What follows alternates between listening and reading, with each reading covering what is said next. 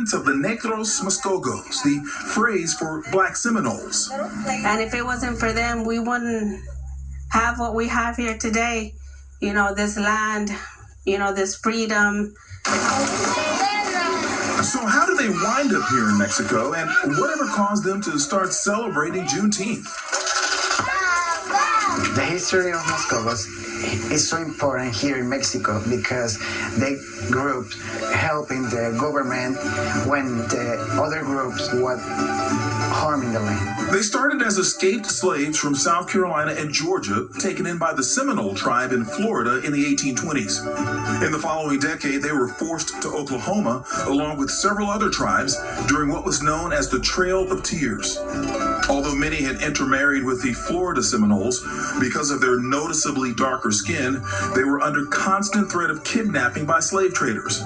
They eventually fled to Texas, then Mexico, where slavery had been abolished in 1829. The government granted them citizenship based on several stipulations.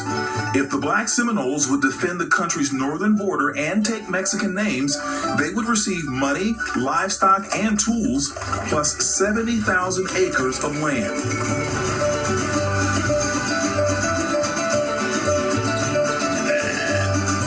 They defended for several years, and they received the land that became Nacimiento. The work that they did, you know, to free themselves, to liberate themselves, to make, you know, look for a safe place for their people as a tribe. Slaves were set free in Galveston in 1865, 2 years after the Emancipation Proclamation. When the news reached Nacimiento a few years later, the people here began celebrating El Dia de los Negros, the Day of the Blacks. It was a day to revel in solidarity, but also in relief. The end of slavery in neighboring Texas meant the Muskogos were no longer under threat of being captured and returned to bondage. About 300 people call Nacimiento home today, with others working to make sure the history and connection don't fade.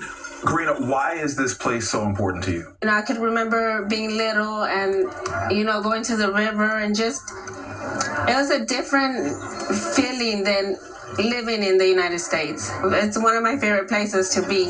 On this day, artist Cedric Huckabee of Fort Worth is unveiling an exhibition at the Cultural Center featuring pastel drawings of 100 Nacimiento residents. The people were warriors. I mean, literally, the Mexican government hired them to protect the borders.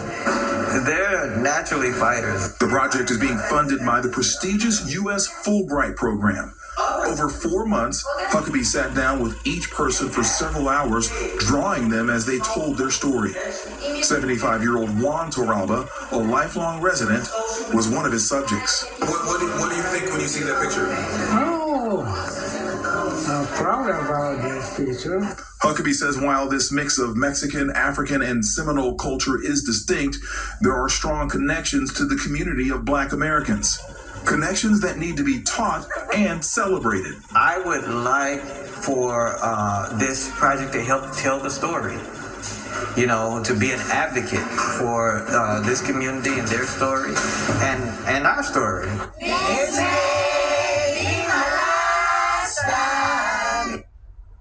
Wow, what a great story. You know. All right, let's check some of your weather. And I know it's been warm all